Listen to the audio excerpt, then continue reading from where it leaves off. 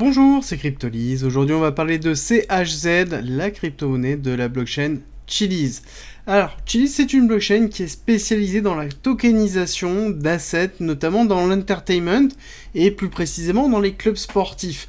C'est quelque chose dont je vous ai parlé déjà depuis un certain temps, qui devient actuellement le leader dans ce domaine-là et va même très très loin. Je vais vous expliquer un petit peu plus justement pourquoi. La première chose, c'est que Chiliz, leur but, c'est que ils vont tout simplement tokeniser n'importe quel asset lié à l'entertainment. C'est-à-dire que vous êtes par exemple le club du PSG ou de l'OM, peu importe, vous pouvez avoir un token qui va s'appeler l'OM ou le PSG et justement, vous allez pouvoir attacher des droits aux porteurs de ce token, que ce soit par exemple une diminution des prix des tarifs, au niveau des places, que ce soit du merchandising particulier, ou même tout simplement le fait de posséder une partie du token. Et ça c'est vraiment quelque chose d'assez fort en termes de démocratisation de la blockchain, parce que c'est vraiment dans le cœur de métier de la blockchain, la tokenisation, et on se retrouve vraiment dans limite quelque chose qui est proche de l'excellence dans la façon dans laquelle c'est effectué avec Chiliz. Pour aller plus loin, Chiliz c'est aussi un exchange, parce que tout simplement les clubs de foot sont rattachés tout simplement au CHZ, donc c'est-à-dire si je veux acheter notamment du PSG, je suis obligé de passer par du CHZ pour pouvoir le faire.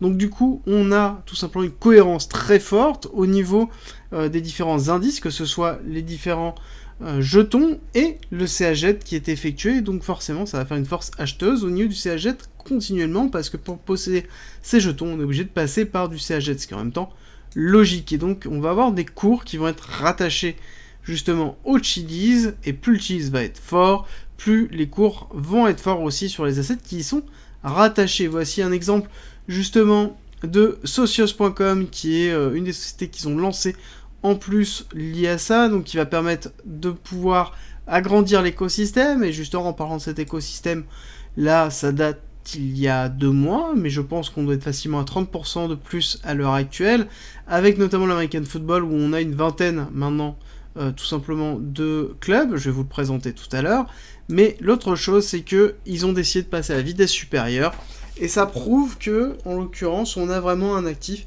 qui est en plein essor, qui a une volonté de dominer le marché. Ils ont une connaissance actuellement de la tokenisation, je pense, et en tout cas du monde de l'entertainment, qui fait partie des meilleurs au niveau des blockchains à l'heure actuelle. Et je pense que pour gagner leur essor, ils sont obligés de passer par une version 2 de leur protocole et de leur chain. Et justement, c'est ce qu'ils sont en train de faire dans le but de pouvoir augmenter la scalabilité. Donc ça veut dire qu'ils ont des problèmes de saturation de leur base, donc c'est excessivement positif. Et l'autre chose qu'on note en plus, c'est qu'ils vont être EVM compatibles. Donc ça veut dire que très facilement, toutes les personnes qui veulent construire sur Chiliz à travers justement leur cœur de métier, ils vont avoir la possibilité de le faire très facilement, parce que c'est de l'EVM. Donc ça veut dire que c'est du Solidity, et c'est ce qui est le plus simple à trouver à l'heure actuelle en termes de développeurs. Enfin, plus simple. Tout est relatif.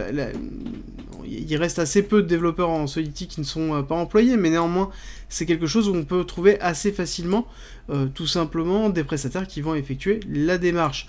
Alors, on continue un petit peu, on a justement ce niveau 2 qui s'appelle Scoville, et Scoville, justement, est lancé en testnet le 31 mars, donc il n'y a même pas 24 jours, donc c'est quelque chose qui est excessivement intéressant au niveau de Chiliz, c'est-à-dire que vraiment ils avancent très très vite, on a l'annonce, on a tout simplement le plan, et on déroule derrière. Ça montre à quel point ils ont envie d'avancer très vite, et ils sont, comme ils disent, la première blockchain, les rois, créée spécialement pour le secteur du sport et du divertissement. Voilà, c'est clair, c'est affiché, c'est dit, et on n'en parle plus, et ils avancent comme ça. Ils avancent même très vite, notamment à travers Socios, où justement il y a des mobile games qui sont lancés pour les fan talker holders, donc c'est pour vous montrer justement que le fait de posséder ces tokens vous offre un certain nombre de perks. Et pour aller plus loin, ils vont avoir notamment, Socios, partenaire justement, avec 13 justement clubs de football américain. Et si je ne dis pas de bêtises, ils ont annoncé les Patriots. Donc une des plus grosses équipes avec une plus grosse fanbase. Et donc ça veut dire aussi qu'on va avoir vraiment une démocratisation forte de la blockchain à travers ces assets-là.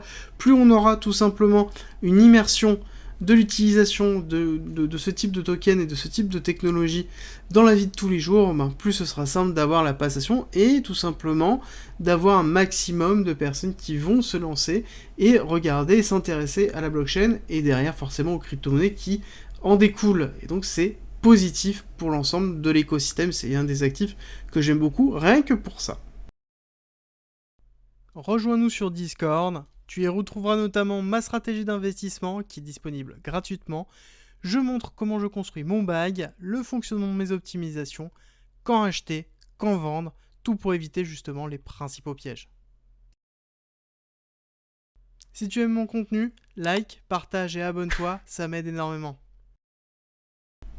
On continue cette fois-ci avec tout simplement la partie technique. Partie technique intéressante avec une phase d'accumulation qui a été longue parce que le projet en lui-même a mis du temps tout simplement à décoller mais qui est logique. Et ensuite on a eu cette accélération en 2021, donc quelque chose qu'on retrouve classiquement, retracement en mars-avril, réaccélération en fin avril et ensuite on a chuté avant mai. C'est important de le souligner, c'est qu'on était en phase de consolidation avant mai. Et donc du coup, on a mis en place une structure de distribution en BCARST-SO, donc schéma de distribution classique de Wyckoff, sur lequel on est parti sur une énorme accumulation de Wyckoff qu'on trouve en vert ici, SC, AR, ST, AR, AR, STB. Et là, on a fait un petit spring. La question qui a à se poser, c'est est-ce que ce spring est terminé? On a eu un premier break-off structure mineure sur lequel on a une première indication possible d'un départ à la hausse, mais on n'a pas fait le break-off structure suivant, donc on pourrait être sur un retest simplement de la R, avoir ici le STB global qui a été fait, et un spring qui va être fait par la suite. Alors si on regarde un petit peu, pourquoi je vous dis ça? Parce que déjà, première chose, on a un niveau important. Quand on regarde ces structures basses qui étaient effectuées, on voit que là on est en train de travailler le 786 du mouvement global, donc c'est parfait. On a fait une incursion en bas, c'est parfait aussi, mais si on regarde ici une extension tout simplement de cette descente qui nous a mené notamment au STB, et sur le retracement qui est en cours, on voit que le 1 point nous amène à 14,44, donc quelque chose qui est juste en dessous, justement, ici de ce point-là. Et si on regarde prochain niveau, ici, avec incursion sur cette zone-là, hop, ce premier retracement qui est donné, on voit que le niveau suivant est 382 se trouve notamment au niveau des 13,62. Alors là, on pourra avoir un appel de prix justement pour un renfoncement du sprint, donc avoir une deuxième descente de structure pour pouvoir tout simplement prendre la liquidité, donc on considérait ceci comme un STB et un spring plus bas qui se ferait. Donc on pourrait avoir une réincursion au niveau de la spot zone. Néanmoins, le point clé c'est ici, le 0,187, ce point de liquidité qui est très fort. Alors, je redéplace un petit peu parce que voilà, c'est 0,1831. Ce point de liquidité qui est excessivement fort, qui est cet order block qui se trouve ici avec notamment ici l'inducement et qui correspond à la croissance de ce niveau-là au ratio 786 de Fibonacci. Donc là, on pourrait avoir un retracement jusqu'à cette zone-là. Donc là, c'est une très belle entrée, tout simplement, pour ceux qui ont loupé cette zone-là, parce qu'on pourrait très bien avoir une poussée en retracement 786 et ensuite un départ. Donc là, on pourrait avoir une zone importante ici. Après, bien évidemment, on pourrait la casser pour arriver à l'objectif suivant qui est ici le 13,62, donc refaire un plus bas, faire un spring et repartir. Dans tous les cas, c'est une zone intéressante si jamais vous avez loupé le train au niveau de Cheese et que vous souhaitez tout simplement vous exposer à ce type d'actifs.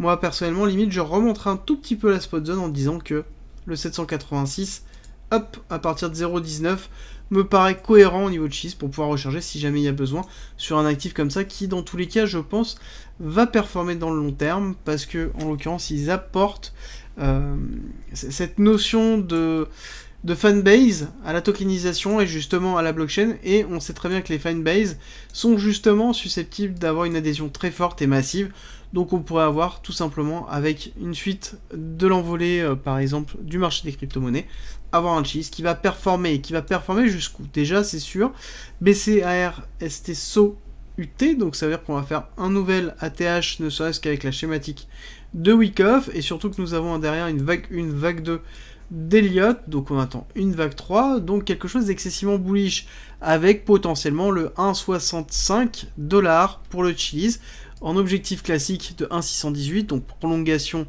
ici de Fibonacci sur cette vague 1, vague 2, prolongation qui nous donne le 1,618 étant le chiffre d'or, dont le nombre d'or, pardon, tout simplement, donc un appel de prix très fort pour cette vague 2, et qui serait un très bon objectif. Le prochain serait 2,58$, donc un petit peu haut, mais qui serait cohérent avec une explosion justement de l'utilisation de la blockchain, et possiblement encore des gros partenariats, et pourquoi pas des partenariats structurels avec voilà, des gros acteurs d'exchange, justement qui pourraient incorporer Chiliz au sein de leurs actifs. Ça pourrait être intéressant de le voir comme ça aussi. L'important c'est qu'on va attendre aussi le niveau 2 de la blockchain qui va sortir tout simplement à un moment donné.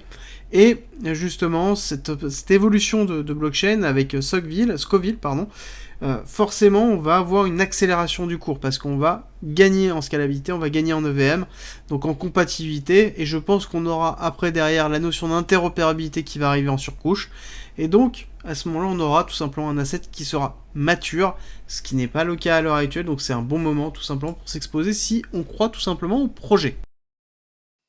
Merci d'être resté avec moi jusqu'au bout. Abonne-toi, partage si t'as aimé et rejoins-nous sur Discord. C'est avec plaisir qu'on t'accueillera. Et à très vite.